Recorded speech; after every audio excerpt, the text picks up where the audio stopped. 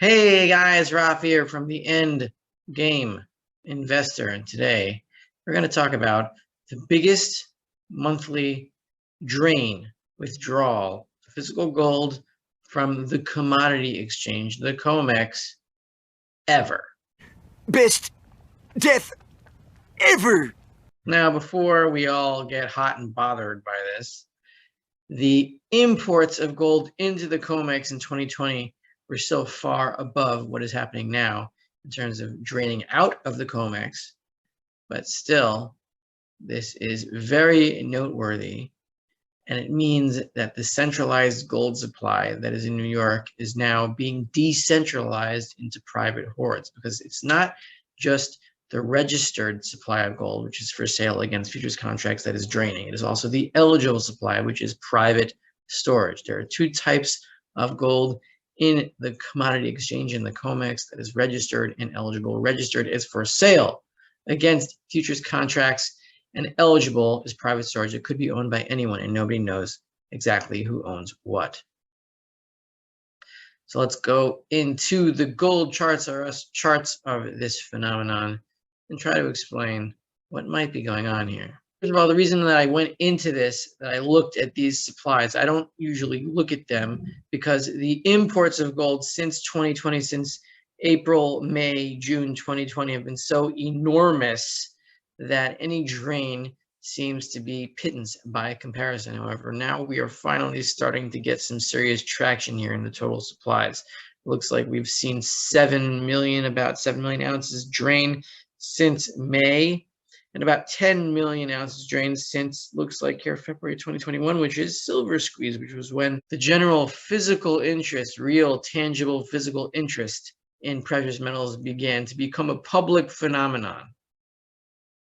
And so since then, we have 10 million ounces of physical gold drained from the Comex. And we are now at 29.97 million ounces. And I'm going to try to explain this enormous influx in the next few slides. What is important to notice about this chart is you have here eligible stocks in the light gray and registered stocks in the dark gray. And since around May 2022, maybe April, May, whatever it is, when gold was at its 2000 plus, a little bit high, and since then it has fallen, the supply of eligible and registered gold both has plummeted by about 2.5 million ounces each, a little bit more than that. So the total is about 7 million, which means that these supplies are being decentralized into private hoards that are outside of the Comex. It probably means that a lot of them are going to bullion coin dealers to be coined and sold to the public. Any decentralization of the gold supply is a positive thing. Now, there's two other things I want to mention. I want you to see here. This is gold bear market bottom, where my cursor is. End of 2015, beginning of 2016, the registered supply back then was nearly zero. So too, just at the end of 2018, and these were major lows in the gold price. Now, back then, there wasn't much of a physical gold consciousness in terms of we have to drain the Comex. So this is a very dangerous place for the Comex to be in when there was barely any registered supply. And now we are nowhere near that. However, we have started a precipitous fall. And what I do believe is that the next time that registered supplies are at or near zero, there could very easily be a Comex default. Anyway, I want to show you this little kajigger that I kajiggered here. This is from Gold Charts Are Us. And here I drew this line black and blue to make it stand out a little bit. I'm colorblind, so I don't really see it. But anyway, this line is exactly where this red line, this withdrawal line, going back all the way to 1971. Really, this is zero because I don't know why it says 1971, because the futures market for gold only opened in 1974, but whatever, it has 1971. It's like a popular date in gold bug lore. This is the largest withdrawal monthly of physical gold, whether eligible or registered, ever. And it looks to be about 2-point-something million ounces, just like we saw in the previous chart. This is unprecedented. What is causing it? What is causing a drain of physical gold in these quantities?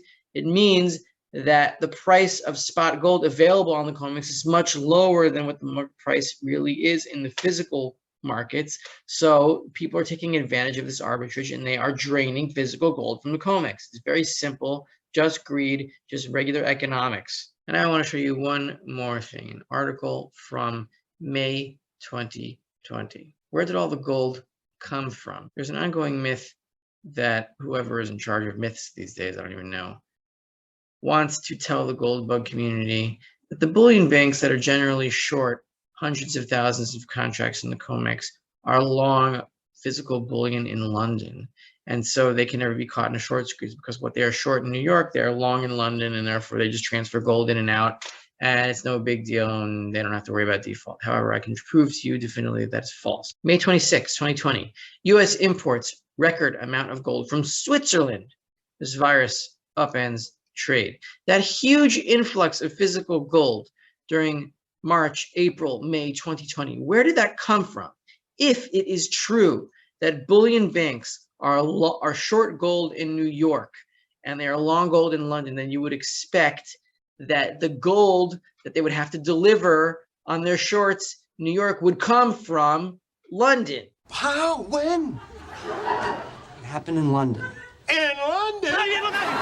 Just promise you won't tell. All right. Except it doesn't. It didn't. Where did it come from? It came from Switzerland. Swiss exports of gold to the United States leapt to 111 tons in April, by far the biggest monthly total on record, while shipments to other destinations dwindled, customs data showed on Tuesday. In this paragraph, here's what I want to read to you people. The United States, which typically imports less than a ton of gold a month from Switzerland, accounted for 85% of that total in the month of April 2020. And so whatever the bullion banks are using to cover their shorts on the Comex, it's not from London. Even if it is, then the longs from London are not deliverable physically. Maybe London has some deal with Switzerland or something, and there's like this connection. I don't really know. Nobody knows. I don't try to get into these like crazy conspiracy theories about who owns what gold in what country. I just know that it's not coming from London. And I want to show you one more piece of proof that it did not come from London 2020. This is the gold supply out of London. London, baby! Okay, because that's not going to get annoying. London, baby! London, baby! That's the stuff. Okay, this is from the LBMA website, lbma.org.uk, prices and data, London Vault Holdings data, etc.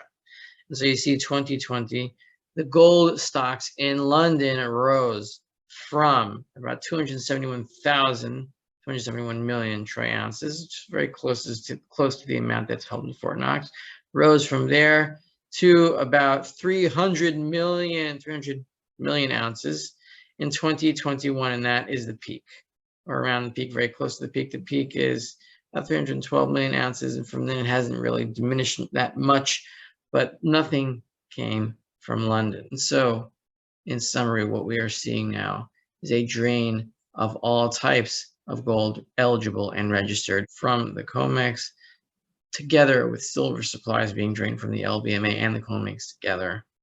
Whatever the silver squeeze did, it hasn't affected the spot price yet, but it has affected the physical supplies in the two major centers of gold and silver supplies in the world, and also from Switzerland.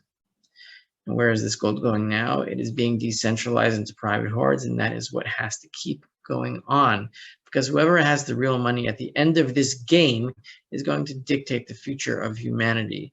And I am hoping, I am praying to God that the people that own the real money at the end of this game are going to be the real moral people with souls that speak to them every night before they go to sleep to keep human liberty intact. And those are the people that need to have the real money to be able to institute or help to institute freedom and liberty among the human race, which is under attack now. And the best way to preserve it is to own and disseminate and distribute real money among the masses of humans and thereby free them from slavery. This is Rafi of the Endgame Investor. Keep buying gold and silver, physical coins that you can store in safe places. Do it responsibly. Be sure to pay your debts and never go bankrupt in fiat. Keep the cash that you need, but play this game wisely. We are at the end stages here. As long as you stay smart and you stay calm, eventually we will win this game, and it will be the end game. And what happens next, I don't know, but I want to be alive for it because it's damn exciting.